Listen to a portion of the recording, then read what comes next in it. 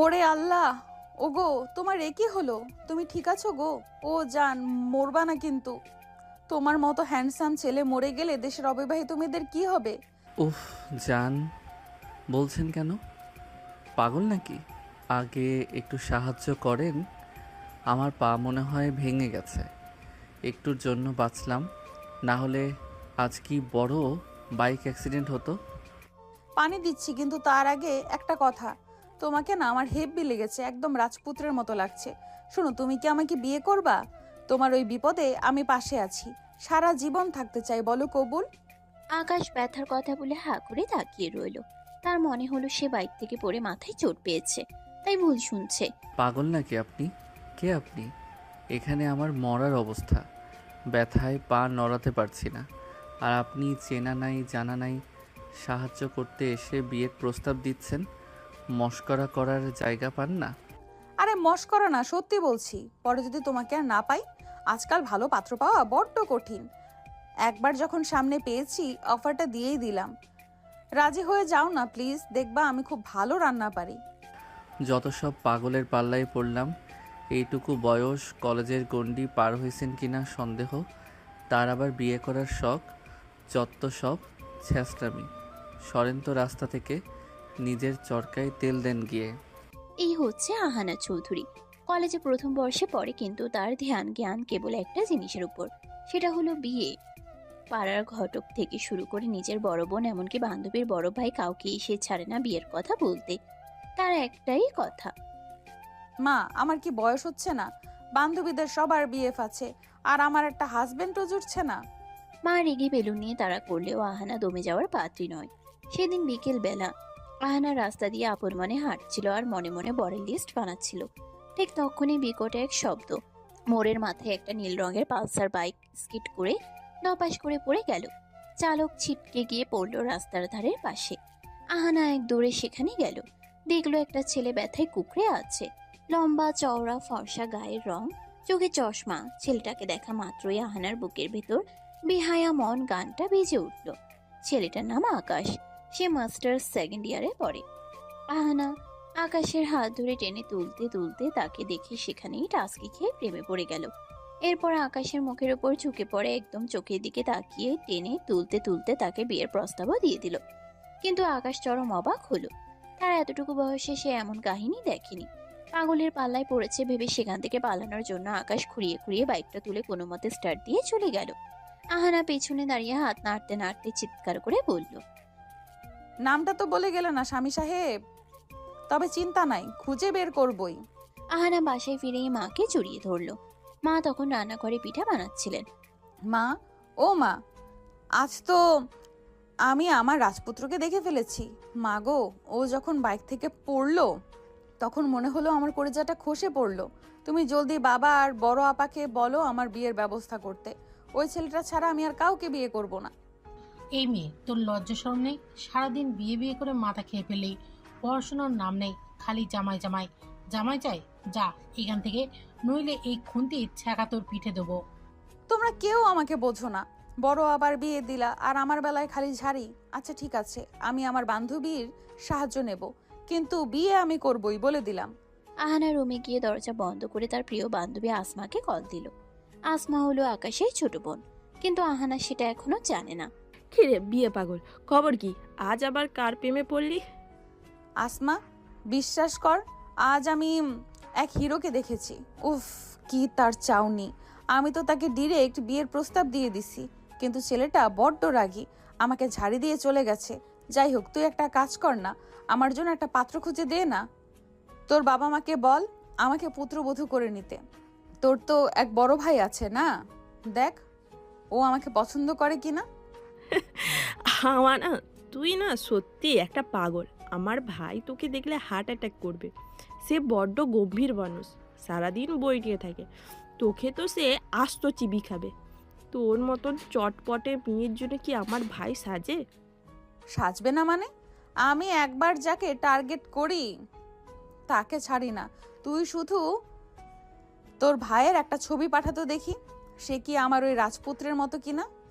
আচ্ছা রাখ, এখন পারবো না। ভাই আজ বাইক অ্যাক্সিডেন্ট করে বাসায় ফিরেছে, মেজাজ খুব খারাপ। পরে কথা বলবো। আহানা ফোন রেখে ভাবলো আসমার ভাইয়েরও বাইক অ্যাক্সিডেন্ট হয়েছে আর তার রাজপুত্রেরও। কি অদ্ভুত মিল। আহানা মনে মনে স্বপ্ন দেখতে শুরু করলো নীল শাড়ি পরে সে ওই রাগী ছেলেটার সামনে দাঁড়িয়ে আছে, আর ছেলেটা বলছে। আহানা, আমি তোমাকে বিয়ে করতে রাজি। আহানা আয়নার সামনে দাঁড়িয়ে নিজের চুল ঠিক করতে করতে বিড়বিড় করলো। রাগে ছেলেদের মানাতে আমার বেশি সময় লাগে না, শুধু একবার সামনে পাই তারপর দেখাচ্ছি বিয়ে কারে বলে। আহানা চৌধুরীর মনের ভেতর এখন কেবল নীল রঙের পালসার বাইক আর সেই রক্তাক্ত রাজপুত্র রাগী চাহনি ঘুরপাক খাচ্ছে। মাস্টার্স পড়ুয়া সে গম্ভীর ছেলেটার একটা ধমক যেন আহানার কানে বাসর রাতের সানাইয়ের মতো বাজছে। রাত তখন 2টা, সারা শহর ঘুমে বিভোর, কিন্তু আহানার চোখে ঘুম নেই। সে বিছানায় এপাশ ওপাশ করছে আর দেয়ালের দিকে তাকিয়ে ভাবছে। ইস, ছেলেটা যখন ব্যথায় কপাল কুঁচকে ছিল তখন তাকে যে হট লাগছিল না। নামটা জানা হলো না গো স্বামী সাহেব, তবে তোমার ওই ব্যান্ডেজ করা হাত পা যদি আমি একটু টিপে দিতে পারতাম তবেই হতো আসল রোম্যান্স। আহানা কল্পনায় দেখছে সে নীল শাড়ি পরে ওই ছেলেটার সামনে দাঁড়িয়ে আছে আর ছেলেটার আকি গলায় বলছে। এই মেয়ে, এত সাজ কেন? আমার মাথা নষ্ট করার ইচ্ছে নাকি? আহানা হাসতে হাসতে বালিশ কামড়ে ধরল। পরদিন সকালে আহানা ঘুম থেকে উঠেই সোজা দাদির ঘরে। দাদি তখন পান সাজাচ্ছিলেন। আহানা গিয়ে দাদির ঘাড়ে চুলে পড়ল। দাদি গো, তোমার নাতনি তো শেষ। একটা সিংহ মার্কা ছেলে দেখে কাল থেকে আমার কলিজা ধকপক ধকপক করছে। তুমি দাদাজানকে একটু বলো না আমার বিয়েটা দিয়ে দিতে। ওরে আমার কচি খুকি, তোর তো কলিজা না, তোর তো বিয়ার ইঞ্জির স্টার্ট হইছে। তা পাত্র কি তরে দেখা কবুল বলছে? আরে না দাদি, ও তো পুরাই রাগী, আমাকে ফালতু বলে চলে গেল। আচ্ছা দাদি, তোমার আর দাদুর বিয়েটা কিভাবে হয়েছিল? প্রেম ছিল নাকি? দাদি পানের বাটাটা সরিয়ে আয়েশ করে বসলেন। ওরে সে কি আর আজকের মতো? তোর দাদু ছিল পাড়ার মোড়ল। আমি যখন পুকুরে কলসি নিয়ে যেতাম তোর দাদু পানির নিচে ডুব দিয়ে আমার পা টেনে ধরতো। আমি ভাবতাম কুমির, পরে দেখি তোর দাদু দাঁত বের করে হাসছে। একদিন তো আম গাছে উঠে আমারে লক্ষ্য করে কাঁচা আম মারলো। আমি রেগে গালি দিতে সে বলল, বিয়া করবি আমারে? আমি বললাম, আগে গাছ থেকে নামো পাত্তর সাহেব। সেই থেকে শুরু। আহানা হেসে গড়াগড়ি খাচ্ছে। ইস দাদি, দাদু তো দেখি হেপি রোমান্টিক ছিল। আমার পাত্রটা তো বাইক থেকে পড়ে গেছে, আমি কি এখন ওর পা টেনে ধরবো? এমন সময় আহানার মা ঘরে ঢুকলেন। এই বুড়ি, নিজের পচা প্রেমের গল্প বলে মেয়েটার মাথা একদম চিবিয়ে খাচ্ছ। আহানা, কলেজে যাচ্ছিস না? যা রেডি হ। সারাদিন বিয়ে বিয়ে করে পড়া মাথায় করছিস। দাদি ফিসফিস করে বললেন। যা দাদু, তোর মা দেখলে বকবে। কলেজ যা, পাত্তর খুঁজতে থাক। আহানা গান গাইতে গাইতে রুমে চলে গেল। আহানা আজ খুব সুন্দর করে সাজলো। চোখে গাঢ় কাজল, কপালে ছোট লাল টিপার, কাঁধে বইয়ের ব্যাগ। তারপর বাসা থেকে বের হলো। রিকশার জন্য মোড়ে দাঁড়াতে একদল পাড়ার ছেলে তার দিকে তাকালো। আহানার সাথে সাথে ফুঁসে উঠল। এই যে মজনুর দল, এভাবে ড্যাব ড্যাব করে কি দেখছো? ইফটিজিং করছো নাকি? এক্ষুনি পুলিশ ডাকবো। তোমাদের মতো চ্যাংড়া ছেলেদের আমি বিয়ে করব না, আমার পাত্র ফিক্সড। ছেলেরা তো অবাক। কেউ কিছু বলার আগে আহানা মুখ ভেঙচিয়ে কটকট করে সামনের চায়ের দোকানের দিকে হাঁটা দিল। রফিক কাকু, এক কাপ করালিকারের চা দাও তো, মাথাটা ধরেছে। কিরে বিয়ে পাগলি, তোর বাপ কি পাত্র ঠিক করছে নাকি এখনো পাড়া খুঁজে বেড়াস? কাকু, ওরা তো বোঝেই না আমার বিয়ের বয়স পার হয়ে যাচ্ছে, সবাই আমাকে পিচ্চি ভাবে। কাকু আহানাকে কাছে ডেকে কানে কানে একটা বুদ্ধি দিলেন। আহানা সেটা শুনে খিলখিল করে হেসে উঠল। কাকু, এই বুদ্ধিটা সেরা, এবার তো পাত্তর ধরা দেবেই। আহানা আসমাকে কল দিতে আসমা জানালো সে তার নতুন অডি গাড়ি নিয়ে আসছে আহানাকে নিতে। আসমার বাবা অনেক বড় লোক, তাই তার চাল চলনই আলাদা। গাড়ি এসে থামতেই রাজকীয় ভঙ্গিতে ভেতরে ঢুকলো। কি রে মহারানী, আজ তো তোকে একদম কোণের মতো লাগছে। রাস্তায় কি আবার কোনো সিংহ দেখেছিস? আর বলিস না, কালকে ওই অ্যাক্সিডেন্ট করা ছেলেটা আমার মাথায় ঢুকে গেছে। আচ্ছা আসমা, তোর ভাইয়া কি সত্যি খুব গম্ভীর?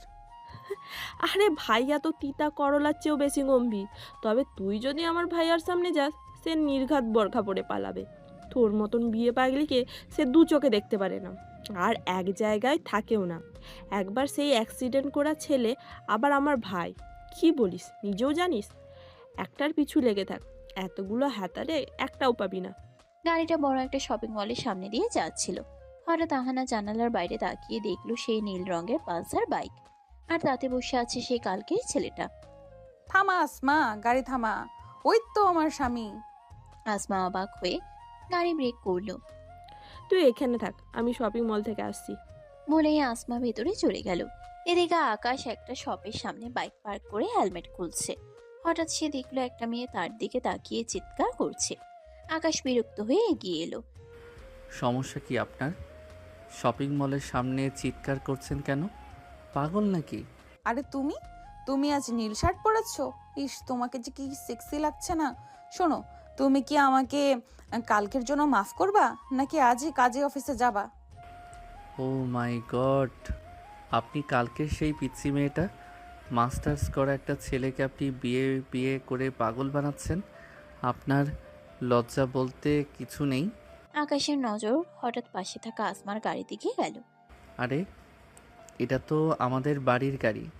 আপনি এখানে কি করছেন? আপনি কি গাড়িটা চুরি করেছেন? ইস, লাল জামা দেখলেই কি দুলা ভাই নাকি? আপনার মতো গাড়ি কি আর কারোর হতে পারে না? এটা আমার গাড়ি। তুমি কি ভাবছো আমি গরিব? বিয়ে করলে এই গাড়িতেই তোমাকে নিয়ে ঘুরবো। আকাশ কিছু বলতে যাবে, ঠিক তখনই তার ফোনে একটা কল এলো। সে বিরক্তিতে আহানার দিকে এক পলক তাকিয়ে গটগট করে চলে গেল। আহানা পিছনে তাকিয়ে দীর্ঘশ্বাস ফেলল। কিছুক্ষণ পর আসমা দুই হাতে দুটো বড় বড় আইসক্রিম নিয়ে ফিরে এলো। নেখা, অনেক গরম পড়েছে। কি রে, তোর মন খারাপ কেন? ওই রাজপুত্র কি আবার ধমক দিচ্ছে? চলে গেছে নাকি? হরে আসমা, ও তো আমাকে পাত্তাই দিচ্ছে না, আবার আমাকে পিচ্ছি বলল। আচ্ছা, মাস্টার্স পড়লে কি খুব বড় হয়ে যায়? তোর মতন বিয়ে পাগলকে কেউ পাত্তাও দেবে না। মেয়েরা নিজে বিয়ে করতে চাইলে কেউ দাম দেয় না, বুঝলি? ছেচরা ভাবে মেয়েদের পেছনে ঘুরবে ছেলেরা, মেয়েরা ছেলেদের পেছনে ঘুরে না। এখন মন দিয়ে পড়াশোনা কর, নইলে তো কপালে বিয়ে না, শুধু ঝাড়িই জুটবে। ধুর, তোর লেকচার তোর কাছে রাখ। কেউ ঘুরুক আর না ঘুরুক, আমি ঘুরবো। দুজন আইসক্রিম খেতে খেতে কলেজের দিকে রওনা হলো। আহানা জানালার বাইরে তাকিয়ে বিড়বিড় করলো। সবুর করো স্বামী সাহেব, আসমার গাড়ি দিয়ে তো তোমাকে ইমপ্রেস করলাম। এর পরের বার যখন দেখা হবে তখন সরাসরি কবুল বলাই ছাড়বো। কলেজের গেটে আসমার অডি গাড়িটা থামতেই আহানা রাজকীয় ভঙ্গিতে নামলো। তবে নামার সময় তার ওড়নাটা ব্যাগের চেইনে আটকে গেল। আহানা সেটা ছাড়ানোর নাম নেই, বরং আশেপাশে তাকিয়ে দেখলো কোনো হ্যান্ডসাম ছেলে তাকে উদ্ধার করতে আসে কিনা। কেউ এলো না দেখে সে নিজেই এক হ্যাচকাটানে ওড়নাটা ছাড়িয়ে গজগজ করতে করতে করিডোরে ঢুকলো। করিডোর দিয়ে হাঁটার সময় একদল সিনিয়র ভাই আড্ডা দিচ্ছিল। আহানা তাদের সামনে গিয়ে দাঁড়িয়ে বলল, ভাইয়া শোনেন, আপনার যে এই যে প্রতিদিন এখানে দাঁড়িয়ে দাঁত বের করে হাসেন, আপনাদের কি কোনো কাজ নেই? পড়াশোনা শেষ করে একটা চাকরি জোগাড় করেন, তারপরে বিয়ে করে সংসারী হন। বেকার ছেলেদের দিকে তাকাইলে ইদানিং আমার বড্ড মায়া লাগে। ছেলেরা তো আকাশ থেকে পড়ল। কলেজের পিয়ন থেকে প্রিন্সিপাল সবাই জানে এই মেয়েটা হলো অফিসিয়াল বিয়ে পাগলি। কেউ তাকে কিছু বলে না, পাছে আবার তাকিয়ে বিয়ের প্রস্তাব দিয়ে বসে। ক্লাসে গিয়ে আহানা আসমার পাশে বসে ফিসফিস করে বলল, কিরে আসমা, তোর ভাইয়ের পা কেমন আছে? কাল তো বেটা বড্ড ঝাড়ি দিল আমাকে। আচ্ছা, তোর ভাই কি তোর মতোই ফর্সা, নাকি একটু কালো? আরে না, ভাইয়া তো মাশাআল্লাহ অনেক সুন্দর, তবে তোর জন্য না রে আহানা। তুই যারে রাস্তায় দেখেছিস ওই বাইক কলার পিছেই থাক। আমার ভাইয়া তোকে দেখলে জ্যান্ত পুঁতে ফেলবে, সে বড্ড গম্ভীর। আহানা মুখ ভেঙচিয়ে বলল, গম্ভীর ছেলেদের হাসাতে আমার 2 মিনিট লাগে। তুই শুধু একবার তোর বাসায় দাওয়াত দে আমাকে। খেয়ে আর কাজ নেই আমার। কলেজ থেকে ফিরে আহানের মেজাজ চরম তুঙ্গে। পথে আসার সময় সে দেখেছে পাড়ার পিচ্চি মিনা, যে কিনা তার চেয়ে বয়সে ছোট, তার বিয়ে ঠিক হয়ে গেছে। অথচ আহানা এত সুন্দরী হয়েও এখনো সিঙ্গেল। এই দুঃখে সে সোজা স্টোররুমে গিয়ে একটা মরিচা ধরা পুরনো করাত খুঁজে বের করলো। অবশ্যই এই বুদ্ধি সেই দোকানি চাওয়ালা কাকুই দিয়েছে তাকে। আহানা তার নিজের ঘরে ঢুকে ভেতর থেকে দরজাটা শক্ত করে লক করে দিল। কিছুক্ষণ পর ঘর থেকে এক অদ্ভুত শব্দ আসতে শুরু করলো। করাতের শব্দ, ঘ্যাস ঘ্যাস ঘ্যাস ঘ্যাস। ড্রয়িং রুমে বসে আহানার বাবা পত্রিকা পড়ছিলেন আর মা চা খাচ্ছিলেন। হঠাৎ শব্দটা শুনে বাবা চমকে উঠলেন। গিন্নি, ঘরে কি ইঁদুর ঢুকেছে নাকি? ফার্নিচার কাটার শব্দ আসছে কোথা থেকে? ওরে আল্লাহ, আহানা তো ঘরে, ও আবার কি সর্বনাশ কাণ্ড করেছে। মা মামা দৌড়ে গিয়ে আহানা দরজায় ধাক্কা দিতে লাগলেন। আহানা, দরজা খোল, ভেতরে কি করছিস তুই? ঘরে কি কাঠগোলা বানালি নাকি? আহানা ভেতর থেকে চিবিয়ে চিবিয়ে বলল। ডিস্টার্ব করবে না, আমি এক অতি গুরুত্বপূর্ণ ইঞ্জিনিয়ারিং কাজ করছি। বিয়ের ব্যবস্থা তো করলেই না, এখন আমাকেই সব সামলাতে হচ্ছে। বাবা ভয় পেয়ে ডুপ্লিকেট চাবি দিয়ে দরজা খুলতেই দুজনের পিলে চমকে উঠল। আহানা মেঝের উপর বসে তার বিশাল ডাবল বেড সেগুন কাঠের খাটের একদিকের পায়া করাত দিয়ে প্রায় অর্ধেক কেটে ফেলেছে। খাটটা একদিকে হেলে গেছে। বাবা মাথায় হাত দিয়ে বলে, এ কি সর্বনাশ! আমার লাখ টাকার খাটটা তুই কাটছিস কেন? পাগল হয়ে গেছিস নাকি? পাগল হব না তো কি হব? এত বড় খাটে কি মানুষ একা ঘুমাতে পারে? একা শুলে আমার ভয় লাগে। তোমরা তো আমাকে বিয়ে দেবে না, পাশে শোয়ার মতো একটা বড় এনে দেবে না, তাই ভাবলাম খাটটা কেটে ছোট করে ফেলি। একা মানুষের জন্য এত বড় খাটের কি দরকার? জায়গা নষ্ট। ছি ছি, তোর লজ্জাশরম কি একদমই গেছে? একটা অবিবাহিত মেয়ে হয়ে তুই এসব কি কথা বলছিস? খাট কাটছিস বরের শোকে? পাড়ার মানুষ জানলে আমাদের মুখ দেখানো যাবে না। আহানা বসা থেকে উঠে দাঁড়িয়ে কোমরে হাত দিয়ে বলে, লজ্জা দিয়ে কি হবে মা? যখন বরই নাই, লজ্জা দিয়ে আর কি সংসার হয়? কত বললাম আমাকে বিয়ে দাও, পাড়ার ওই দাঁত উঁচু মিনাটারও বিয়ে হয়ে গেল, আর আমি রাজকন্যার মতো ঘরে বসে আইবুড়ো হচ্ছি। আমার খুব শখ ছিল লাল শাড়ি পরে বরের বাইকের পেছনে বসে ঘুরবো, তা না, তোমরা আমাকে দিয়ে বিসিএস ক্যাডার বানাবে। এই ছোট খাটে আর কারো জায়গা হবে না, শুধু আমি শুভ। বাবার আগে আর বিরক্তিতে এক মুহূর্ত না দাঁড়িয়ে ঘর থেকে বেরিয়ে গেলেন। যাওয়ার সময় বিড়বিড় করলেন, এই মেয়েকে যত দ্রুত সম্ভব পার করতে হবে, না হলে একদিন হয়তো ঘরটাই কেটে টুকরো করে ফেলবে। মা আহানাকে বকতে বকতে রান্নাঘরের দিকে গেলেন। দাদি দরজায় দাঁড়িয়ে সব দেখছিলেন আর মুখে আঁচল দিয়ে হাসছিলেন। দাদু রে, তোর বুদ্ধি তো খাসা। খাট ছোট করলে তোর মা বাপের টনক নড়বে। তবে করাতটা রেখে দে, পরের বার বিয়ের পিঁড়ি বানাতে কাজে লাগবে। দাদি গো, একমাত্র তুমিই আমার মনের কথা বোঝো। আচ্ছা দাদি, ওই যে বাইকওয়ালা পাত্তরটা, ও কি আমাকে ভুলেই যাবে? আর আমি কি কাল আসমার বাসায় যাব? আসমার ভাইয়াকে পটিয়ে যদি ওর কোনো খবর পাওয়া যায়? আসমার ভাই ওর খবর দেবে কি করে? আরে আসমার ভাইও বাইকার, বাইকাররা তো বাইকারদের খবর জানবেই। বেশি সাজিস না। আসমার ভাই যদি আবার তোকে পছন্দ করে ফেলে, তবে তো ওই বাইকওয়ালা পাত্তরের কি হবে? ধুর দাদি, আসমার ভাই নিশ্চয়ই ওর মতো বলদি হবে। আমার তো চাই ওই বাইকার সিংহকে। কাল আসমার বাসায় গিয়েই খবর বের করব। বিকেলে আহানা আবার তার ছাদে গিয়ে দাঁড়ালো। তার মাথায় এখন নতুন বুদ্ধি। সে জানে আসমার বাড়িতে গেলে নিশ্চয়ই আসমার বড় ভাইয়ের সাথে দেখা হবে। যদিও সে জানে না এই বড় ভাই তার স্বপ্নের বাইকওয়ালা আকাশ। আহানা আসমাকে ফোন দিল। কিরে আসমা, কালকে দাওয়াত কিন্তু পাক্কা, আমি আসছি। আয় বাবা আয়, তবে আমার ভাইয়া কিন্তু বাসায়, একটু সাবধানে থাকিস, ও খুব বদমেজাজি। আরে সমস্যা নেই, তোর ভাইয়াকে আমি আমার আলু ভর্তার গল্প শোনাবো, দেখবি ও আমাকে বোন হিসেবে খুব পছন্দ করবে। তারপর আমি ওকে দিয়ে ওই বাইকওয়ালা ছেলেটার খোঁজ বের করব। সিরিয়াসলি? আলু ভর্তা? তুই পাগল নাকি? আহানা ফোন রেখে আকাশের কথা ভাবতে ভাবতে আয়নার সামনে গিয়ে দাঁড়িয়ে নিজের গাল টিপে বলল, স্বামী সাহেব, কাল আসমার বাসায় যাচ্ছি, দেখি আপনাকে না পেয়ে আপনার বন্ধুর বা ভাইয়ের কোনো ক্লু পাই কিনা। আপনাকে আমি বিয়ের পিড়িতে বসাবই ইনশাল্লাহ। আহানা জানতো না সে কাল যার বাড়িতে যাচ্ছে সেখানেই তার অ্যাক্সিডেন্ট করা পাওর ব্যান্ডেজ বেঁধে বসে আছে তার জন্য এক বালতি ঝাড়ি নিয়ে। পরদিন আজকে সকালটা আহানার কাছে অন্যরকম। আকাশটা যেন একটু বেশিই নীল, আর বাতাসের গন্ধে কেমন যেন বাসর ঘরের রজনীগন্ধার ঘ্রাণ পাওয়া যাচ্ছে। আহানা আজ ভোর 5টায় ঘুম থেকে উঠেছে। উদ্দেশ্য একটাই, বান্ধবী আসমার বাসায় যাওয়া। তার মাথায় এখন একটাই, ফোন দিয়ে আসমার বড় ভাই নিশ্চয়ই এলাকার সব বাইকারের খবর রাখে। ওই বাইকওয়ালা সিংহটার খোঁজ সে বের করবেই। আহানা আয়নার সামনে দাঁড়িয়ে প্রায় 2 ঘন্টা ধরে সাজলো। হালকা মেকআপ, চোখে টানা কাজল আর কপালে একটা ছোট্ট কালো টিপ। সে তার আলমারির সবচেয়ে সুন্দর জামদানি কামিজটা বের করে পড়েছে। আসমার ভাই যদি আমাকে দেখে পছন্দ করে ফেলে, ধুর, সে তো হবে চশমাওয়ালা বলদ। আমার তো চাই ওই রাগী বাইকওয়ালা পাত্তরকে, যে এক ধমকে আমার জান বের করে দিবে। আসমাদের বিশাল রাজকীয় বাড়ির গেটে এসে আহানা থামলো। হাতে একটা দামি মিষ্টির প্যাকেট আর ব্যাগের ভিতর সেই বিশেষ আলু ভর্তা, যেটা সে নিজের হাতে বানিয়েছে আসমার ভাইকে ইমপ্রেস করতে। কারণ তার হাতের আলু ভর্তার ফ্যান সবাই। শুনতে হাস্যকর হলেও এটাই সত্যি। গেটে ঢুকার সময় দারোয়ান তাকে আটকাতে গেল। এই যে চাচা, পথ ছাড়েন। আমি এই বাড়ির হবু, মানে বান্ধবীর বান্ধবী।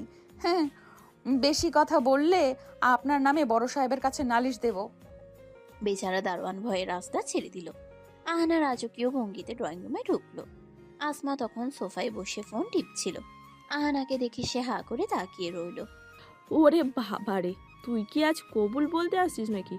এত সার্চ কেন? আসমা, তোর ভাইকে দেখবো তো, তাই একটু ডেকোরেশন করলাম। তোর ভাই কই? ডাক দে তো দেখি, আমার সাথে পরিচয় করিয়ে দে। আমি ওনার জন্য নিজের হাতে আলু ভর্তা এনেছি। আহানা জানতো না ড্রয়িং রুমে ঠিক পাশের লাইব্রেরি রুমে আকাশ বসে ল্যাপটপে কাজ করছিল। তার পায়ে ব্যান্ডেজ, মেজাজ তুঙ্গে। গতকালকে সেই রাস্তার পাগল মেয়েটার কথা মনে পড়লেই তার রক্তচাপ বেড়ে যাচ্ছে। ঠিক তখনই আসমা চিৎকার করে ডাকলো। ভাইয়া, ও ভাইয়া, দেখো আমার জানের জান বান্ধবী আহানা এসেছে। তোমার সাথে পরিচয় করাই দিই, এসো। ও 1 নম্বরের বিয়ে পাগলি। আকাশ ল্যাপটপ বন্ধ করে ঘুরিয়ে ঘুরিয়ে ড্রয়িং রুমের দিকে আসতে লাগলো। আহানা তখন সোফায় বসে দুলছিল আর মনে মনে রিহার্সাল দিচ্ছিল। ভাইয়া, আপনার সাথে পরিচয় হয়ে ভালো লাগলো। আপনার কোনো বন্ধু কি নীল পালসার চালায়? আকাশ ড্রয়িং রুমে ঢুকতেই আহানা উঠে দাঁড়ালো। দুজনের চোখাচোখি হলো। 1 সেকেন্ড, 2 সেকেন্ড, 3 সেকেন্ড। ওরে আমার কপাল! ওগো, তুমি এখানে কেন? তুমি কি আমার পিছু পিছু এখানেও চলে আসছো? আসমা, এই যে সেই সিংহ, এই তো আমার সেই স্বামী। হোয়াট দ্য, আপনি এখানে কি করছেন? আসমা, এই পাগল মেয়েটা কি তোর বান্ধবী? ও মাই গড, আমার কপাল তো একদম পোড়া। আহানা খুশিতে আত্মহারা হয়ে আকাশের দিকে 1 কদম এগিয়ে গেল। আসমা, এই তোর ভাই? ওরে আল্লাহ, এ তো দেখি মেঘনা চাইতেই বৃষ্টি। আমি যাকে খুঁজতেছি সে তো তোর ঘরে ব্যান্ডেজ বেঁধে বসে আছে। ওগো স্বামী সাহেব, তুমি কাল বললে না কেন যে তুমি আসমার ভাই? আমি তো কালই তোমার সাথে চলে আসতাম। Stop it, just shut up. Asma, তুই এই মেয়েকে এখনই বিদায় কর। পরশু রাস্তায় আমাকে অ্যাক্সিডেন্ট অবস্থায় পেয়ে বিয়ের প্রস্তাব দিচ্ছে। গতকাল শপিং মলের সামনে টিচ করেছে, আজ বাসায় এসে হাজির। তাই তো বলি, গাড়িটা চেনা চেনা কেন লেগেছে? তুই কি কোনো মানসিক হাসপাতাল থেকে একে ধরে আনছিস? ভাইয়া, তুই কি এই আহানার কথাই বলেছিলি যে রাস্তায় তোকে ছেঁচড়ামি করেছে? ওরে আল্লাহ, আমি তো জানতামই না তোরা অলরেডি পরিচিতি। আহানা মোটেও দমে যাওয়ার পাত্রী নয়। সে তার ব্যাগের ভিতর থেকে বাটি বের করে আকাশের সামনে ধরলো। ওগো, রাগ করো না তো। এই দেখো, তোমার জন্য নিজের হাতে আলু ভর্তা বানিয়ে আনছি। খাও তো দেখি। খেলে দেখবা মাথা একদম ঠান্ডা হয়ে গেছে। রাগলে তোমাকে একদম কার্টুনের মতো লাগে, কিন্তু এখন মনে হচ্ছে তুমি আমার সত্যিকারের বরের মতো রাগ করছো। কি চাওনি? উফ, আমি তো ফিদা। আকাশ বাটিটা একপাশে সরিয়ে দিয়ে বলল। আপনার আলু ভর্তা আপনি খান। আপনি কি জানেন আমি মাস্টার্স ফাইনাল ইয়ারের স্টুডেন্ট? আপনার মতো এইটুকু বাচ্চা মেয়েকে আমি বিয়ে করব? পড়াশোনা করেন গিয়ে, পুতুল খেলেন যত সব। বাচ্চা মানে কি? ফার্স্ট ইয়ারে পড়ি, ভোটার আইডি কার্ড আছে আমার, আর বিয়ের বয়সও হয়েছে বলেই তো ঘাট কেটে ছোট করছি কাল। তুমি রাজি না হলে আমি তোমার এই ড্রয়িং রুমের সোফাও কেটে অর্ধেক করে দেব। আমি নাছর বান্দা। আকাশ ললাটে হাত দিয়ে সোফায় ধপ করে বসে পড়ল। তার পায়ের ব্যথার চেয়ে এখন মাথার ব্যথা বেশি হচ্ছে। আসমা, একে নিয়ে যা এখান থেকে, না হলে আমি আজই বাসা ছেড়ে পালাবো। পালাবা কোথায়? আসমার বিয়ে হবে, তখন তো আমাকে বারবার আসতেই হবে। আর তুমি যেখানেই যাও আমি নীল শাড়ি পরে তোমার পিছে পিছে ঘুরবো, তোমার চশমার কাজ ঝাপসা করে দেব আমার ভালোবাসা দিয়ে। আহানা হঠাৎ আকাশের খুব কাছে গিয়ে ফিসফিস করে বলল। শোনো সাহেব, তুমি যতই বকা দাও, তোমার ওই রাগী চোখের মায়া আমি একবার ধরে ফেলেছি। তুমি আমাকে পাগল বলছো তো? ঠিক আছে, তোমার প্রেমে পাগল হয়ে আমি এ বাড়িতে বউ হয়েই ঢুকবো। তখন দেখবো তুমি বাইক নিয়ে কই পালাও। আকাশ আহানার চোখের দিকে তাকাতেই দেখলো সেখানে এক অদ্ভুত জেদ আর মায়া। মেয়েটা আসলেও পাগল, কিন্তু তার এই বেহায়া সাহস আকাশের ভেতরটা নাড়িয়ে দিল। বিয়ের শখ মিটিয়ে দেব আমি আপনার। কাল থেকে আমাদের বাড়িতে পা দিলে কিন্তু পুলিশ ডাকবো। ডাকো, পুলিশ এসে দেখবে আমরা বর বউ ঝগড়া করছি, তারা আমাদের কাজী অফিসে নিয়ে গিয়ে উল্টো বিয়ে দিয়ে দিবে। কাকু আমাকে এই বুদ্ধিই দিছে। আকাশ আর সহ্য করতে না পেরে ল্যাংড়াতে নিজের রুমে গিয়ে সজোরে দরজা বন্ধ করে দিল। আহানা ড্রয়িং রুমে দাঁড়িয়ে বিজয়ের হাসি হাসলো। আসমা, তোর ভাই তো দেখি আমার প্রেমের জালে অলরেডি আটকে গেছে। দেখলি কেমন লজ্জা পেয়ে পালালো? ওটা লজ্জা না রে পাগলি, ওটা ছিল জীবন বাঁচানোর তাগিদ। তুই সত্যি পারিসও আহানা। আহানা আজ পাশে ফেরার পথে রাস্তায় নাচতে নাচতে ফিরল। তার নীল পালসারওয়ালা স্বামী এখন তার চোখের সামনে। সে বিড়বিড় করে বলল, সবুর করো আকাশ সাহেব, বিয়ের পিড়ি রেডি করো, অহনা চৌধুরী আসছে তোমার গলার হার হতে। আকাশ আজকাল বাসে ফিরলেই আগে জানালা দরজা চেক করে। তার মনে হয় ওই পাগল মেয়েটা হয়তো ভেন্টিলেটর দিয়েও ঢুকে পড়তে পারে। মাস্টার্স ফাইনাল ইয়ারে থিসিস নিয়ে এসে ব্যস্ত, কিন্তু তার কপালে চিন্তার ভাঁজ ফেলেছে কলেজের ফার্স্ট ইয়ারের এক পিচ্চি। সেদিন রাত তখন 12:30। আকাশে এক ফালি চাঁদ হাসছে। আকাশ তার রুমে বসে ল্যাপটপে কাজ করছিল। হঠাৎ খসখস শব্দ শুনে সে জানালার দিকে তাকালো। দেখলো একটা হাত গ্রিল ধরে ওঠার চেষ্টা করছে। আকাশ চমকে উঠে জানালার কাছে যেতেই দেখলো আহানা, 2 বিনুনি করা, পরনে কামিজ আর পিঠে একটা ছোট ব্যাগ। সে পাইপ বেয়ে কার্নিশ দিয়ে আকাশের দোতলা রুমে উঠে এসেছে। আকাশ আতঙ্কে চিৎকার করে উঠতে গিয়েও গলা চেপে ধরে। ওরে বাবারে, আপনি এখানে কি করছেন? মরে যাবেন তো, নিচে নামেন বলছি। আহানা হাঁপাতে হাঁপাতে জানালার গ্রিল দিয়ে ভিতরে পা গড়িয়ে বলে, ওগো, মরলে তো তোমার কোলেই মরবো, নামবো কেন? আসমা তো ঘুমাচ্ছে, তাই পাইপ বেয়ে চলে আসলাম। তোমার ওই ব্যান্ডেজ করা পাটা কি আজ খুব ব্যথা করছে? আমি একটু মালিশ করে দিই। আহানা এক ঝটকায় রুমের ভিতর ঢুকে পড়ল। আকাশ তো ভয় নীল হয়ে গেছে। আব্বু আম্মু দেখলে আস্তার পিঠের চামড়া থাকবে না। আপনি কি আস্ত একটা ডাকাত? একটা অবিবাহিত ছেলের রুমে এভাবে মাঝরাতে ঢুকে পড়লেন? মান ইজ্জত সব শেষ করে দিবেন আমার। ইজ্জত দিয়ে কি করবা? স্বামী স্ত্রীর মধ্যে আবার ইজ্জত কিসের? তুমি তো কবুল বললেই সব হালাল হয়ে যাবে। ঠিক তখনই বাইরে আসমার মায়ের গলার আওয়াজ পাওয়া গেল। আকাশ, তুই কার সাথে কথা বলছিস বাবা? আকাশের হার্টবিট তখন 140। সে পাগলের মতো আহানাকে দেখল। আলমারি না খাট, শেষ পর্যন্ত সে আহানাকে হ্যাচকা টান দিয়ে তার বিশাল কম্বলের নিচে ঢুকিয়ে দিল। আহানা কম্বলের ভেতর থেকে ফিসফিস করে, ওরে আল্লাহ, তুমি তো হেভি রোমান্টিক। বিয়ের আগে এক কম্বলের নিচে, আমি তো শেষ। চুপ করেন একদম। শব্দ করলে আমি আপনাকে জানালা দিয়ে ধাক্কা দিয়ে ফেলে দেব। মা রুমে ঢুকে আকাশকে একটু অস্থির দেখে কপালে হাত দিলেন। আকাশ তখন বিছানায় আহানার উপর একরকম আড়াল হয়ে বসে আছে, যাতে নিঃশ্বাস নেওয়ার শব্দও না বোঝা যায়। অনিচ্ছাকৃতভাবে আহানার গায়ের বুনো ফুলের ঘ্রাণ আকাশের নাকে লাগলো। আহানা তখন কম্বলের ভেতরে আকাশের পায়ে সুড়সুড়ি দিচ্ছে। আকাশ যন্ত্রণায় মুখ টিপে বসে রইল। মা চলে যেতেই আকাশ কম্বল সরিয়ে আহানাকে টেনে তুলল। বের হন, এখনই বের হন। পিচ্ছি একটা মেয়ে, বিয়ে পাগল কোথাকার। লজ্জা বলতে কিছু নাই আপনার? কাল থেকে কলেজে আপনাকে দেখলে আমি পুলিশ ডাকবো। আহানা হাসতে হাসতে জানলার দিকে গিয়ে বলে, বকা দিলেও তো আমাকে আগলে রাখলে, এইটাই তো ভালোবাসা স্বামী সাহেব। আসছি, টাটা। পরদিন কলেজে আহানা নতুন কাণ্ড করলো। সে আকাশের ডিপার্টমেন্টের সামনে গিয়ে দাঁড়িয়ে রইল। আকাশ যখন তার বন্ধুদের সাথে বের হচ্ছে, আহানা উচ্চস্বরে চিৎকার শুরু করলো, এই যে আমার হ্যান্ডসাম পাত্তর যাচ্ছে। আকাশ, আজ দুপুরে আমার সাথে টিফিন করবা না? তোমার জন্য তিতা করল্লা ভাজি আনছি, একদম তোমার মেজাজের মতো। আকাশের বন্ধুরা তো হাসতে হাসতে শেষ। কি রে আকাশ, তোর ফ্যান ফলোয়িং তো হেভি। আকাশ অপমানে লাল হয়ে আহানার কাছে গেল।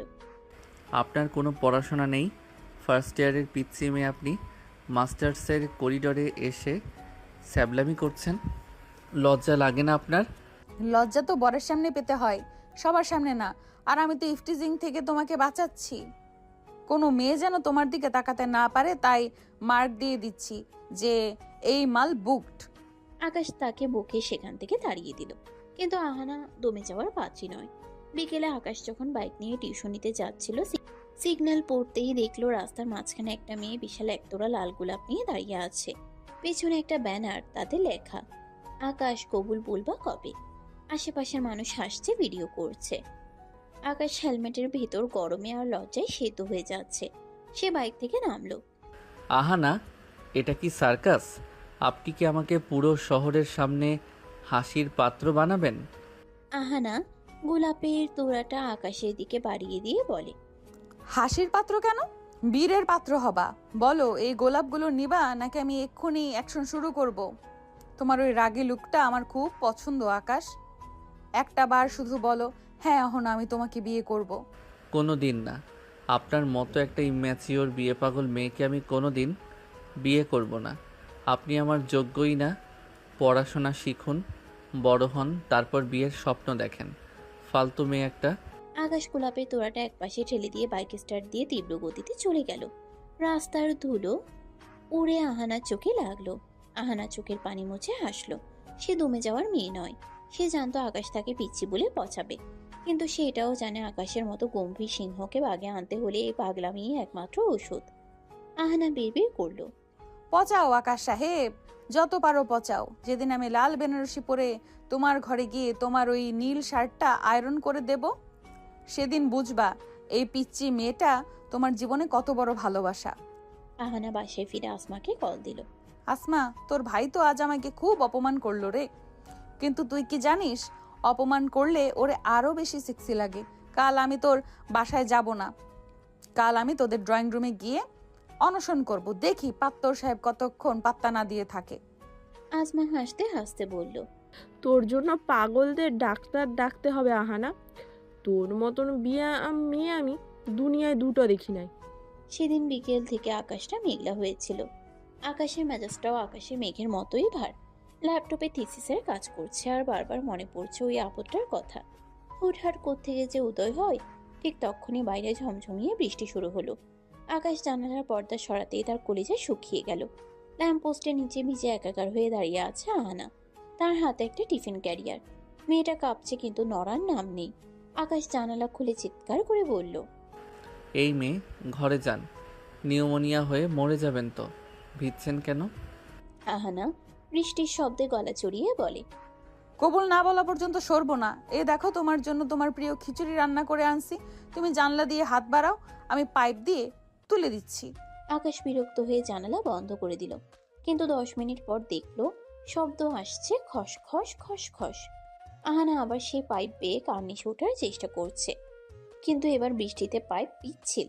আকাশের হার্টবিট বেড়ে গেল। সে জানালা খোলার আগেই দেখলো আহানা নিয়ন্ত্রণ হারিয়ে সোজা নিচে পড়ে গেল। একটা বিকট চিৎকার, আর তারপর সব চুপ। আকাশ পাগলের মতো নিচে দৌড়ে গেল। দেখলো আহানা ড্রেনের পাশে কাদামাখা অবস্থায় পড়ে আছে। তার মাম পাটা অদ্ভুতভাবে বেঁকে গেছে। আকাশ আহানাকে কোলে তুলে নিয়ে বলে, পাগল? আপনি কি আস্ত একটা পাগল? কেন এসব সার্কাস করেন? আহানার ব্যথায় মুখ নীল হয়ে গেছে, কিন্তু সে হাসছে। ওগো স্বামী সাহেব, কোলে তো নিলা, এবার কি ডিরেক্ট বাসর ঘরে নিয়ে যাবা? উফ, পাটা মনে হয় ডিসকানেক্টেড হয়ে গেছে। আকাশ তাকে ধমক দিয়ে গাড়ি করে বাসায় পাঠিয়ে দিল। বাসার সবাই তখন তারা সবই বুঝলো। লজ্জায় চুপও হয়ে গেল। এরপর আকাশ চলে গেল, কিন্তু আহানার জেদ কমলো না। 3 দিন পর আহানা বাসায় বসে থাকতে থাকতে অস্থির হয়ে গেছে। তার বাম পায়ে প্লাস্টার, হাতে একটা লাঠি। মা বাবা বকাঝকা করে ক্লান্ত। দাদি পাশে বসে শুধু হাসেন। আহানা হঠাৎ লাঠিতে ভর দিয়ে খুঁড়িয়ে খুঁড়িয়ে বাসা থেকে বেরিয়ে পড়ল। গন্তব্য পাড়ার বিখ্যাত ঘটক কানা কুদ্দুস চাচার ঘর। কুদ্দুস চাচা পান চিবোচ্ছিলেন। আহানাকে এই অবস্থায় দেখে তিনি চমকে উঠলেন। কিরে মা জননী, অ্যাক্সিডেন্ট করলি নাকি? এক খরা পা নিয়ে বিয়ার পাত্র খুঁজতে আসছিস? চাচা, পাত্তর খোঁজা লাগবে না, পাত্তর ফিক্সড। নাম আকাশ, আসমার বড় ভাই, মাস্টার্সে পড়ে। আপনি শুধু কাল ওদের বাসায় গিয়ে আমার বিয়ার পয়গাম দিয়ে আসবেন। বলবেন আপনার নাতি পঙ্গু হয়ে গেছে ভালোবাসায়, এখন ও যদি বিয়ে না করে তবে খুনের মামলা দিব। আরে মা, পাত্র তো হিংসা মার্কা। তোর এই ভাঙা পা দেখে কি কবুল বলবো? লোকে তো ভাববো বিয়ার আগে তুই মারামারি করছিস। চাচা, আপনি শুধু গিয়ে বলবেন অহনা রাজি।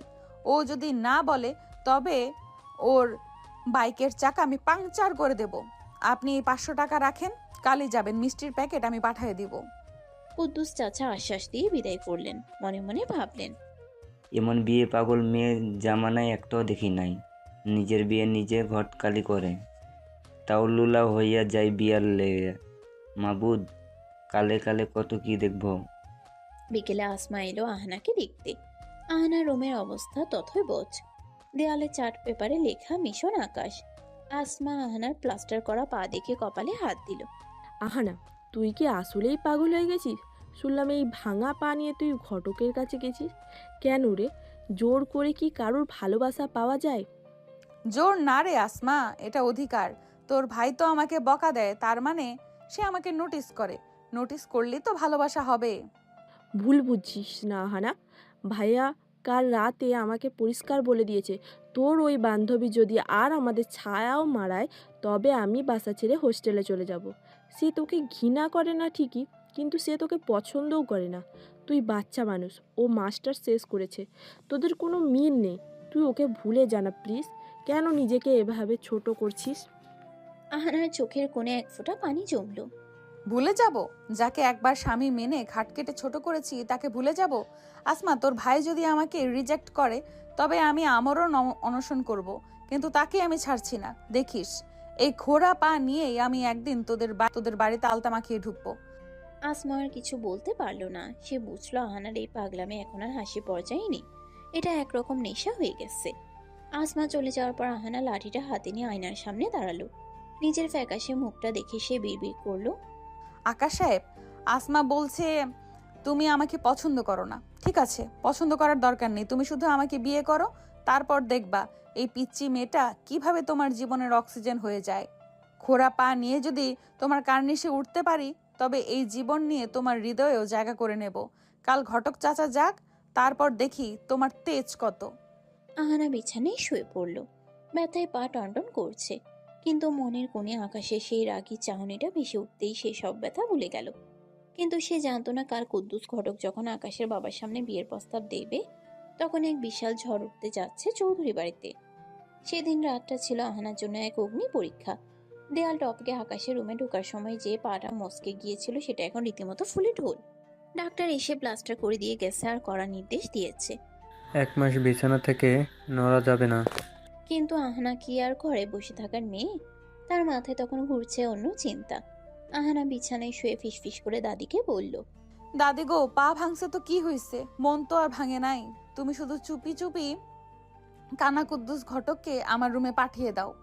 পাত্তর হাতছাড়া হয়ে যাচ্ছে আর আমি ঘরে বসে আঙুল চুষবো। দাদি প্রথমে ভয় পেলেও নাতনির কান্নাকাটি দেখে শেষ পর্যন্ত ঘটককে খবর দিলেন। কুদ্দুস ঘটক ঘরে ঢুকতেই আহানা লাঠি টুকটুক করে উঠে বসলো। চাচা বসুন, 500 টাকা অগ্রিম দিচ্ছি। কাল সকালে আপনি আসমাদের বাসায় যাবেন আমার বিয়ের প্রস্তাব নিয়ে। ওরে মা জননী, এই ভাঙা পানিয়া বিয়ার শখ জাগলো। বলতে এলাক একবার, দেরি হয় না আর। আর পাত্র তো শুনছি মাস্টার্স পাস, অনেক বড় ঘরের ছেলে। তোর এই অবস্থা দেখলে সে কি কবুল বলবো? চাচা, আপনি শুধু গিয়ে বলবেন মেয়ে পঙ্গু হয়ে গেছে ওর প্রেমে, এখন ও যদি বিয়ে না করে তবে আমি বিষ খাবো। আর বলবেন অহনা খুব ভালো আলু ভর্তা বানাতে পারে আর সারাদিন ওকে বিনোদন দেবে। যান চাচা, কালই যাবেন। ঘটক চাচা দোটানে থাকলেও টাকার লোভে রাজি হয়ে গেলেন। সকালেই টাকা পেল, আবার এখন মনে মনে ভাবলেন এই মেয়েকে পাগলা গারদে না পাঠিয়ে পাত্তরের গলায় ঝুলালে পাত্তরের জীবন তো তেজপাতা হয়ে যাবে। পরদিন সকালে আসমাদের ড্রয়িং রুমে বিশাল ঝড় উঠল। আকাশ তখন নাস্তা করছিল আর তার বাবা পত্রিকা পড়ছিলেন। কুদ্দুস ঘটক কাছুমাছু হয়ে ভিতরে ঢুকলেন। আরে কুদ্দুস, এত সকালে কি মনে করে? কার বিয়ের খবর আনলে? বড় সাহেব, খবরটা একটু অন্যরকম। পাড়ার আহানা মেয়েটা আছে না, ওই যে আসমার বান্ধবী, ও তো আপনার ছেলেকে এক নজর দেখেই ফিদা। মেয়েটা এখন পা ভেঙে বিছানায় পড়ে আছে শুধু আপনার ছেলের বিরহে। ও চায় আপনার ছেলের সাথে ওর বিয়ে হোক। আকাশের বাবার হাত থেকে চায়ের কাপটা টেবিলে পড়ে গেল। আকাশ তো রাগে আর লজ্জায় নিজের চশমাটা খুলে ফেলল। কুদ্দুস, তুমি কি পাগল হয়ে গেছো? আসমার বান্ধবী মানে তো ও বাচ্চার মতো। আমার বড় ছেলে মাস্টার্স শেষ করেছে আর তার জন্য ওই বিয়ে পাগল মেয়ের প্রস্তাব আনলে? ও তো আস্ত একটা বেয়াদব। কাল রাস্তায় নাকি আকাশকে বিরক্ত করেছে। খবরদার কুদ্দুস, এই প্রস্তাব নিয়ে আর কোনোদিন এই চৌকাটে পা রাখবে না। আমাদের মান সম্মান কি একদম সস্তা? আকাশের বাবা রেগে ঘর থেকে বেরিয়ে গেলেন। আকাশ তখন রাগে কাঁপতে কাঁপতে আসমাকে ডাকলো। আসমা, তোর ওই বান্ধবীকে বলে দিস, ও যদি আর কোনো দিন আমাদের নাম মুখে নেয় তবে আমি ওর নামে থানায় জিডি করব। এইটুকু মেয়ে, পড়াশোনার নাম নাই, সারাদিন বিয়ে বিয়ে করে নাটক করছে। ছি। বিকেলে আসমা এলো আহানাকে দেখতে। আহানা রুমে ঢুকে সে দেখলো আহানা ভাঙা পানি ডায়েরিতে আকাশের নাম লিখছে। আসমা দীর্ঘশ্বাস ফেলে পাশে বসলো। আহানা, তুই কি আসলেই পাগল হয়েছিস? তুই ঘটক পাঠিয়েছিস আমাদের বাসায় কেন রে? জোর করে কি কারোর ভালোবাসা পাওয়া যায়? জোর না রে আসমা, আমি ওকে ভালোবাসি, তা ওনারা রাজি হয়েছে। রাজি হওয়া তো দূরের কথা, আব্বু যা তা বলে গালাগালি করেছে, আর ভাইয়া তো পরিষ্কার বলে দিচ্ছে তুই যদি আর কোনোদিন বিরক্ত করিস তবে সে পুলিশ ডাকবে। আসমা চলে যাওয়ার পর আহানার পাগলামি অন্য মাত্রায় চলে গেল। সে রাত 12টার দিকে ফোন হাতে নিল। আকাশের নাম্বার সে জোগাড় করেছে আসমার ফোন থেকে চুপি চুপি। সে আকাশকে সমানে মেসেজ দিতে শুরু করলো। মেসেজ দেখ। ও গো স্বামী সাহেব, ঘুম আসছো? আমি তো তোমার রাগী লুকটা মনে করে বালিশ কামড়ে ধরছি। আমার পাটা খুব ব্যথা করছে, তুমি কি একবার এসে একটু ফু দিয়ে দিবা? বাবা রাজি না হলে কি হয়েছে, আমরা দুজন মিলে পালিয়ে বিয়ে করব। ব্যাগ গুছিয়ে রাখো। আকাশ ল্যাপটপে কাজ করছিল, বারবার ফোনের নোটিফিকেশন দেখে সে মেজাজ হারিয়ে ফেললো। ফোনটা হাতে নিয়ে আহানার মেসেজগুলো পড়তেই তার পিত্তি জ্বলে উঠল। সে সাথে সাথে কল দিল আহানাকে। আপনার কি কাণ্ডজ্ঞান বলতে কিছু নেই? রাত 12টার সময় আমাকে মেসেজ দিয়ে ফাইজলামি করছেন। পড়াশোনা করেন গিয়ে, কেন আপনি আমার জীবনটাকে নরক বানাচ্ছেন? ওরে বাবা, তুমি ফোন দিচ্ছ? আমি তো খুশিতে এক্ষুনি নাচতাম, কিন্তু পাটা তো ভাঙা। শোনো না, তুমি রাগলে তো তোমার ভুরু দুটো কুচকে যায়, তখন তোমাকে যা সেক্সি লাগে না, আহারে। আপনি একটা অসুস্থ মেয়ে, আপনাকে পাগলা গারদে পাঠানো উচিত। এরপর যদি আপনি আমাকে একটা মেসেজও দেন তবে আমি আপনার বাসায় গিয়ে আপনার বাবাকে সব দেখাবো, মনে রাখবেন। আকাশ ফোনটা কেটে দিয়ে নাম্বার ব্লক করে দিল, কিন্তু আহানা দমে গেল না। সে অন্য একটা সিম কার্ড বের করে হাসলো। ব্লক করবা? করো সাহেব। এই অহনা চৌধুরী যত দিন বাঁচবে তোমার ফোনের মেমোরি আর হার্ড দুটোই ফুল করে রাখবে। আহানা আবার কল করলো, কিন্তু আকাশও বুঝে ফেললো, তাই সেই নাম্বারটাও ব্লক করে দিল। আহানা কেবল মুচকি হাসলো। সকাল 10টা, মাস্টার শেষ বর্ষের ভাইবা চলছে আকাশের। আকাশ এমনিতে মেধাবী ছাত্র, কিন্তু গত কয়েকদিন ধরে আহানার পাগলামিতে তার মাথায় যেন ওই পোকা ঢুকেছে। সে যখন গটগট করে করিডোর দিয়ে হাঁটছিল, হঠাৎ দেখলো ডিপার্টমেন্টের সিঁড়ির মুখে এক বিশাল জটলা। সবাই হাসাহাসি করছে আর ভিডিও করছে। আকাশ ভিড় ঠেলে সামনে যেতেই তার পায়ের তলার মাটি যেন সরে গেল।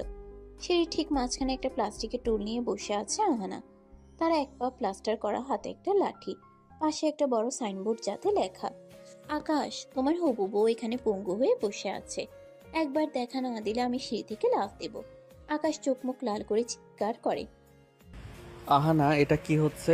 আপনি কি আমাকে পুরো ইউনিভার্সিটির সামনে জ্যান্ত কবর দিতে চান? ওগো আসছো? দেখো, তোমার জন্য আমি এই ঘোড়া পা নিয়ে 3 তলায় উঠেছি। সবাই আমাকে দেখছে, হিংসা করছে। তুমি শুধু একটাবার কবুল বলো, আমি এক্ষুনি বাড়ি চলে যাব। আকাশ দাঁত কিরমির করে আহানার সামনে ঝুঁকে পড়ে। কবুল? আপনাকে? মরে গেলেও না। আপনি কি জানেন আপনার এই স্যাবলামির জন্য আমার ক্যারিয়ার শেষ হতে পারে? লজ্জা লাগে না আপনার? এইটুকু একটা মেয়ে বিয়ে পাগল হয়ে পথে পথে ঘুরছেন। আপনার বাবা মা কি আপনাকে এই শিক্ষা দিয়েছে? ছি। আহানা মোটেও দমে গেল না। সে আকাশের শার্টের হাতা খপ করে ধরে ফেলল। শিক্ষা দিয়ে কি হবে যখন মনের মানুষই কথা শোনে না?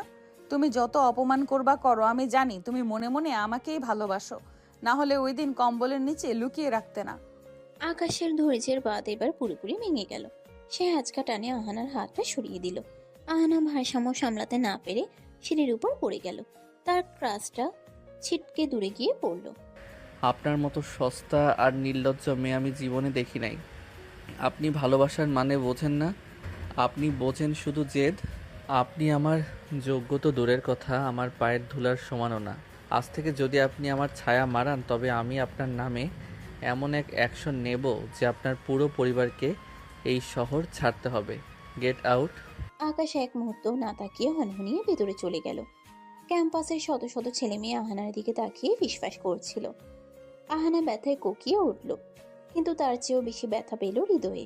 তবে সেই ব্যথা কান্নায় রূপ নিল না, নিল এক ভয়ঙ্কর জেদে। বাসে ফিরতেই আসমা খবর শুনে দ্রুত আসলো। আহানাকে দেখে চিৎকার করে উঠল। আহানার প্লাস্টার ফেটে গেছে, কপাল দিয়ে রক্ত পড়ছে। তুই কি আসলেও পাগল? ভাই আজ তোকে সবার সামনে অপমান করেছে, তবুও তুই বুঝছিস না? কেন নিজেকে এভাবে শেষ করছিস? অপমান? ওটা তো ওর ভালোবাসা রে আসমা। ও আমাকে ছুঁয়ে দিছে, এটাই অনেক। আর শোন, ও আমাকে পায়ের ধুলো বলছে না, দেখিস এই ধুলোর পরেই ও একদিন নিজের মাথা নত করবে। আসমা বিরক্ত হয়ে চলে গেল। আহানা কিছুক্ষণ পরে এক অদ্ভুত কাণ্ড করলো। সে আকাশের এক গাদা ছবি প্রিন্ট করে সারা রুমে টাঙিয়ে দিল। এমনকি ডাইনিং টেবিলের পাশেও একটা ছবি রাখলো।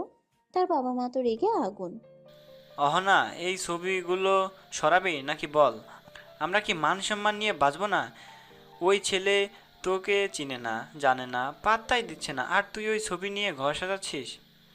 বাবা, তোমরা কেন বোঝো না? আকাশ আমার অক্সিজেন। ও আমাকে বিয়ে না করলে আমার দম বন্ধ হয়ে আমি মরে যাব। তোমরা রাজি হও না কেন? শুধু একবার গিয়ে বলো আমার মেয়ে আপনার ছেলেকে ছাড়া হাত খাবে না, দেখবা রাজি হয়ে যাবে। সে কোনোদিনও হবে না। আমি আসমা মায়ের সাথে কথা বলছি, তারা পরিষ্কার মানা করে দিছে। তুই বরং এই পাগলামি থামা, আমরা তোর বিয়ে অন্য কোথাও ঠিক করছি। আহানা শোনা মাত্রই ঘর থেকে দৌড়ে রান্নাঘরে গিয়ে বটি হাতে নিল। বিয়ে অন্য কোথাও ঠিক করলে আমি নিজের গলা কেটে ফেলবো, হয় আকাশ না হয় কবরস্থান, বলে দিলাম।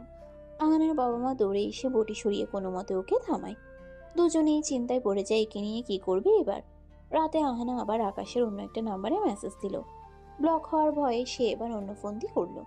সে একটা ভিডিও মেসেজ পাঠালো, যেখানে সে রেল লাইনের ধারে দাঁড়িয়ে আছে। ভিডিওতে আহানা বলছে, আকাশ সাহেব, তুমি আমাকে অপমান করছো তো? ঠিক আছে, কাল সকালে সূর্য যদি আমি না দেখি তবে বুঝবা আমি তোমার অপমান সইতে না পেরে রেল লাইনে মাথা দিচ্ছি। মরার সময় শুধু তোমার নামটা বলে যাব। টাটা স্বামী সাহেব। আকাশ মেসেজটা দেখেই সোফা থেকে লাফ দিয়ে উঠল। সে জানে আহানা একটা আস্ত পাগল, ও যা খুশি করতে পারে। আকাশের হাত পা কাঁপতে শুরু করলো। সে আসমাকে ডেকে ভিডিওটা দেখালো। আসমা, তোর এই বান্ধবী কি সত্যিই মারা যাবে?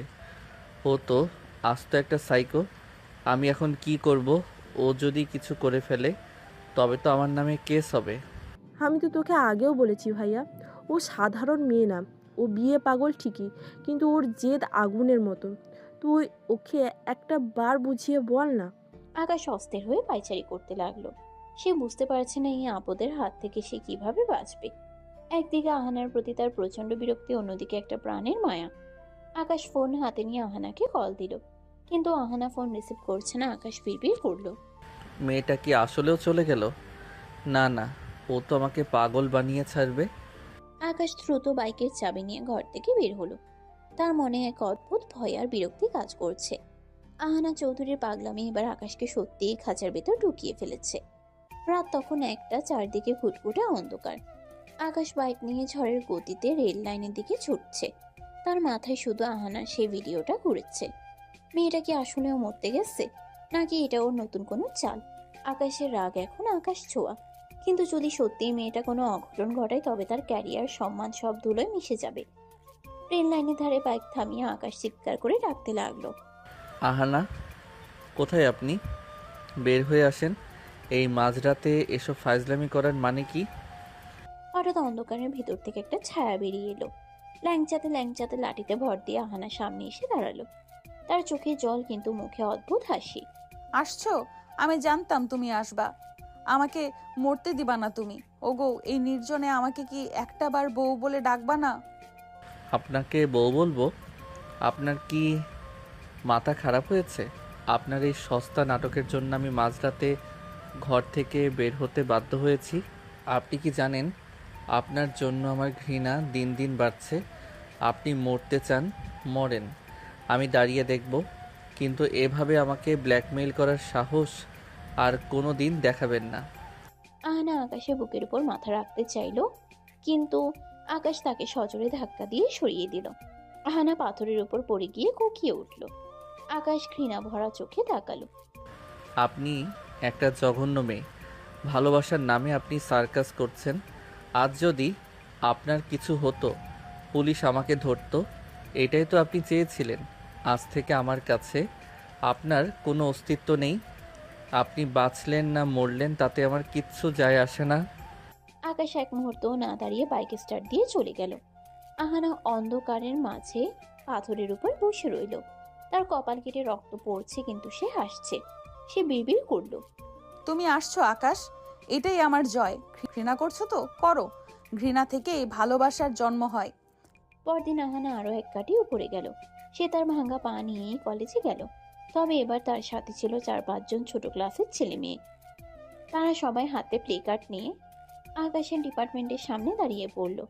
আহানা আকাশের ক্লাসের দরজায় একটা বড় স্টিকার লাগিয়ে দিল, এই রুমের ভিতর আমার হবু স্বামী ক্লাস করছে, ডিস্টার্ব করবেন না, সৌজন্যে আহানা চৌধুরী। আকাশ যখন ক্লাস থেকে বের হলো তখন পুরো করিডোরে হাসির রোল। তার বন্ধুরা তাকে নিয়ে টিটকারি মারছে। আকাশ স্তম্ভিত হয়ে দরজার দিকে তাকালো। তার সম্মানের দেয়াল যেন ভেঙে চুরমার হয়ে যাচ্ছে। সে দেখলো আহানা দূরে দাঁড়িয়ে তাকে দেখে ফ্লাইং কিস দিচ্ছে। আপনি কি চান আমি আজই এই শহর ছেড়ে চলে যাই? আপনি কি চান আমি পড়াশোনা ছেড়ে দেই? আপনার এই পাগলামিতে আমি মানুষের কাছে হাসির পাত্র হচ্ছি। আপনার কি বিন্দুমাত্র কাণ্ডজ্ঞান নেই? কেন? আমি তো সবার কাছে আমাদের সম্পর্কের কথা জাহির করেছি। আকাশ, তুমি আমাকে যত অপমান করবে আমি তত বেশি তোমার নাম জপবো। তুমি আমাকে পিচ্চি বলো না, এই পিচ্চি মেয়েটাই একদিন তোমার ঘরের চাবি হাতে নিয়ে ঘুরবে। কোনো দিন না। আমি প্রিন্সিপাল স্যারের কাছে যাচ্ছি আপনার নামে নালিশ করতে। আপনাকে কলেজ থেকে রাস্ট্রিকেট না করা পর্যন্ত আমার শান্তি নেই। আপনি একটা বিষ আহানা। আপনি আমার জীবনের সবচেয়ে বড় অভিশাপ। আকাশ রাগে গটগট করে প্রিন্সিপালের রুমের দিকে হাঁটা দিল। আহানা তবুও পিছু ছাড়লো না। সে লাঠিতে ভর দিয়ে চিৎকার করে বলতে লাগলো, পুলিশ ডাকো, প্রিন্সিপাল ডাকো, সবাইকে দাওয়াত দাও আমাদের বিয়েতে। আমি কিন্তু বেনারসি কিনেই রাখছি। বিকেলে আসমা আহানাদের পাশে এলো। সে দেখলো আহানার বাবা আহানাকে মারার জন্য লাঠি হাতে তাড়া করছেন। আহানা ঘরের কোণে লুকিয়ে আছে। আজ তোকে আমি মেরেই ফেলবো। ওই ছেলের কলেজে গিয়ে তুই এসব কি করছিস? আমাদের কি সমাজে মুখ দেখানোর জায়গা রাখবি না? মুখ দেখানোর দরকার কি? আমি তো ঘোমটা দিয়ে ও বাড়িতে চলে যাব। তোমরা কেন বুঝছো না? আকাশ আমার নসিব। আসমা আহানার রুমে গিয়ে তাকে জড়িয়ে ধরে কাঁদতে শুরু করলো। আহানা তুই থামবি প্লিজ।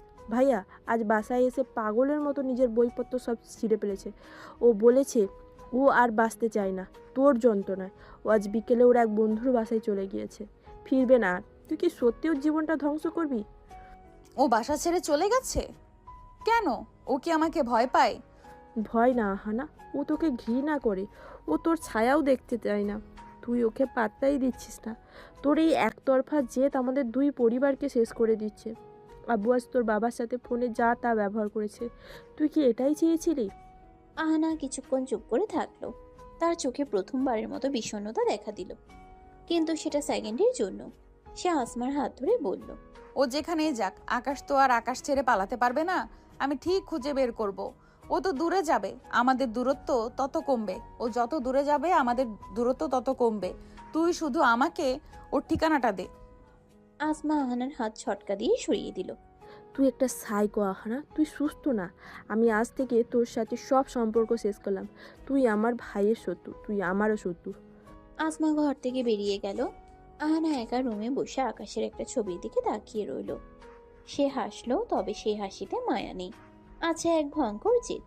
সে আকাশের ছবির কপালে একটা আঙ্গুল দিয়ে দাগ কেটে বলল, পালিয়ে বাঁচবো আকাশ সাহেব? এই অহনা চৌধুরীর নজর থেকে পালানোর মতো গর্ত এই দুনিয়ায় নাই। কাল দেখা হচ্ছে তোমার বন্ধুর বাসায়। আকাশ তার বন্ধু সজলের বাসায় আশ্রয় নিয়েছে। সে ভেবেছিল এখানে অন্তত ওই বিয়ে পাগল আপদটার হাত থেকে রক্ষা পাবে।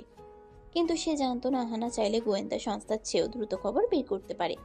সে আসমার ফোন থেকে সজলের ঠিকানাটা চুপি চুপি কপি করে নিয়েছিল। রাত তখন 8টা। আকাশ আর সজল ড্রয়িং রুমে বসে কফি খাচ্ছিল। হঠাৎ কলিং বেল বেজে উঠল।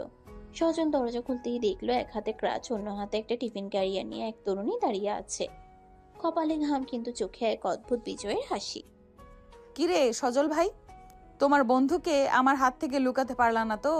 ওগো স্বামী সাহেব, তুমি কি ভেবেছিলে সজলের ব্যাচেলর রুমে আমি আসতে পারবো না? এই দেখো তোমার জন্য গরম গরম তেহারি নিয়ে আসছি। আকাশের হাতের কফির কাপটা কেঁপে উঠল। সে রাগে সোফা থেকে উঠে দাঁড়ালো। তার ফর্সা মুখটা অপমানে আর রাগে টকটকে লাল হয়ে গেছে। আপনি কি মানুষ নাকি অন্য কিছু? আপনার কি কোনো আত্মসম্মান নেই? আমি বাসা ছেড়ে বন্ধুর বাড়িতে আসলাম শান্তি পেতে, আর আপনি ল্যাংচাতে ল্যাংচাতে এখানেও হাজির হলেন। আপনি কি চান আমি বিষ খেয়ে মরে যাই? বিষ খাবা কেন? তেহারি খাও। আর শোনো, তুমি যেখানেই যাও আমি সেখানেই ল্যাংচাতে ল্যাংচাতে পৌঁছে যাব। তুমি মাস্টার্স পাশ করছো তো কি হয়েছে? আমি ফার্স্ট ইয়ারে পড়লেও প্রেমের পিএইচডি করে ফেলেছি। সজল, এই মেয়েটাকে এখনই ঘাড় ধরে বের করে দে, না হলে আমি আজই ছাদ থেকে লাফ দেব। আমি আর নিতে পারছি না। ও একটা বিষাক্ত লতা যে আমাকে শ্বাসরোধ করে মারতে চায়। এই সজল ভাই, খবরদার আমাকে ধরবেন না। আমি আপনাদের হবু ভাবি। আকাশ, তুমি আমাকে যতই ছোট করো না কেন, আমি তোমার ছায়ার মতো লেগে থাকবো। তুমি কাল থেকে আবার বাসায় ফিরবা, না হলে আমি এখানেই অনশন শুরু করব। আকাশ আর সহ্য করতে পারলো না। সে আহানাকে একরকম টেনে হিঁচড়ে সজলের বাসা থেকে বের করে লিফটের সামনে নিয়ে এলো। আহানা ক্রাচে ভর দিয়ে কোনো মতে দাঁড়িয়েছিল। আপনার মতো সস্তা মেয়ে আমি আমার জীবনে দেখি নাই। আপনার বাবা মা কি আপনাকে এই শিখিয়েছে যে রাস্তায় রাস্তায় ঘুরে একটা ছেলেকে ব্ল্যাকমেল করতে হয়? আপনার মতো মেয়েকে যদি আমি বিয়ে করি তবে আমার বংশের ইজ্জত ধুলোয় মিশে যাবে। আপনি একটা ডাস্টবিনের আবর্জনা যে আমি দু পায়ে মারিয়ে চলে যেতে চাই। ঘৃণা করি আপনাকে আহানা, ঘৃণা করি। আকাশ লিফটের বোতাম টিপে গটগট করে ভিতরে ঢুকে গেল। আহানা করিডোরে একা দাঁড়িয়ে রইল। আকাশের আবর্জনার শব্দটা তার কানে তীরের মতো বিঁধল, কিন্তু তার জেদ কমল না।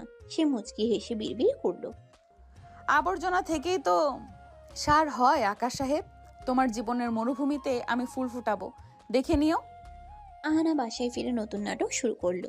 সে জানে আকাশ তাকে কোনোভাবেই মানবে না, তাই তাকে কাবু করতে হলে বড় কোনো ইমোশনাল ড্রামা দরকার।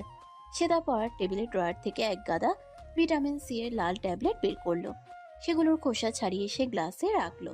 মা ঘরে ঢুকতে আহানা গ্লাসের পানিটা মুখে দিয়ে ওটা খাওয়ার ভান করলো। মা, আকাশ আমাকে আবর্জনা বলেছে। আমি আর বাঁচবো না। আমি এক গাদা ঘুমের ওষুধ খেয়ে ফেললাম। আকাশকে খবর দিও, সে যেন আমার কবরে অন্তত একটা গোলাপ দিয়ে যায়। মা তো চিৎকার করে পাড়া মাথায় তুললেন। বাবা দৌড়ে এলেন। আহানা চোখ বন্ধ করে বিছানায় শুয়ে পড়ল। বাবার সাথে সাথে আসমার বাবাকে ফোন দিলেন। ভাই সাহেব, আপনার ছেলের জন্য আমার মেয়েটা শেষ হয়ে যাচ্ছে। ও এক গাদা ঘুমের ওষুধ খেয়েছে। ও যদি মরে যায় তবে আমি আপনার ছেলের নামে খুনের মামলা দেব। খবরটা আগুনের মতো আকাশের কানে পৌঁছালো। আকাশ তখন সজরের বাসায় বসেছিল। খবরটা শুনে সে পাথর হয়ে গেল। সে কি সত্যি আহানাকে এত বড় বিপদে ফেলল? ঘৃণা থাকলেও কি একটা প্রাণ এভাবে যেতে দেবে? আকাশের বাবা ফোনে আকাশকে ধমক দিলেন। আকাশ, তুই এখনই হাসপাতালে যা। ওই মেয়েটার যদি কিছু হয় তবে আমাদের সম্মান আর পুলিশ কেস সামলাতে পারবি না। যা বলছি কর। আকাশ অনিচ্ছা সত্ত্বেও হাসপাতালের দিকে রওনা হলো। তার মনের ভিতর ঘৃণা আর বিরক্তির চরম পর্যায়ে। সে ভাবছে, একটা মেয়ে কিভাবে একটা ছেলের জীবনকে এভাবে তছনছ করে দিতে পারে। হাসপাতালের বেডে আহানা শুয়ে আছে। সে জানে সে কোনো ওষুধ খায়নি, কিন্তু ডাক্তারকে বাবা মা অনেক অনুরোধ করে স্যালাইন দিয়ে রেখেছেন। আকাশ ওয়ার্ডে ঢুকতে আহানা এক চোখ খুলে তাকিয়ে হাসলো। ড্রামা তো ভালোই পারেন। ঘুমের ওষুধ খেয়েছেন, মরে কেন গেলেন না? মরলে অন্তত আমার জীবনটা শান্ত হতো। আপনি কি ভেবেছেন এভাবে মরে যাওয়ার ভয় দেখিয়ে আমাকে বিয়ে করবেন? ওগো, তুমি আসছো? আমি তো তোমার জন্যই যমরাজের সাথে ফাইট করে ফিরে আসলাম। বলো, এখন অন্তত কবুল বলবা? কখনো না। আপনি যদি এখানে মরেও যান তবুও আমি আপনার লাশটা দেখতে আসবো না। এই স্যালাইনের সূচ আপনার শরীরে নয়, আমার কলিজায় বিঁধছে আপনার এই ন্যাকামির জন্য। আমি আজই ঢাকা ছেড়ে চলে যাচ্ছি। আপনি খুঁজে পাবেন না আমাকে। ভালো থাকবেন আপনার এই বিয়ে পাগল পাগলামি নিয়ে। আকাশ এক মুহূর্ত না দাঁড়িয়ে ওয়ার্ড থেকে বেরিয়ে গেল। আহানার বাবা মা আকাশের পথ আটকাতে চেয়েছিলেন, কিন্তু আকাশের চোখের ভয়ঙ্কর ঘৃণা দেখে কেউ আর সাহস পেল না। আহানা স্যালাইনের পাইপটা নিজের হাত থেকে ছিঁড়ে ফেলল। তার চোখ এখন আগুনের মতো জ্বলছে। সে বুঝতে পারছে আকাশ তাকে কোনোভাবেই মানবে না, কিন্তু আহানাও তো আহানা চৌধুরী। সে বিড়বিড় করল, ঢাকা ছেড়ে পালাবা? পালাও। এই অহনা চৌধুরী যদি তোমার বাসর ঘরের খাটে বসে থাকতে না পারে তবে আমার নামও অহনা না। বাঘিনী এবার তার শিকার ধরবে। আকাশ সাহেব, প্রস্তুত থেকো। হাসপাতালের সাদা চাদরে শুয়ে আহানা যখন দেখলো আকাশ তার উপর তীব্র ঘৃণা নিয়ে ঘর থেকে বেরিয়ে যাচ্ছে, তখন তার ভেতরে এক ভয়ঙ্কর জেদ জেগে উঠল। আকাশ দরজা পর্যন্ত পৌঁছানোর আগে আহানা বেডের পাশে থাকা ফলের ছুরি থেকে ধারালো ছুরিটা তুলে নিল। আকাশ সাহেব, তুমি আমাকে ফেলে চলে যাচ্ছ? এই দেখো তোমার জন্য এই হাতে কত রক্ত। বলেই আহানা নিজের বাম হাতের কবজিতে এক পোষ বসিয়ে দিল। রক্তের ফিনকি দিয়ে চাদর ভিজে গেল।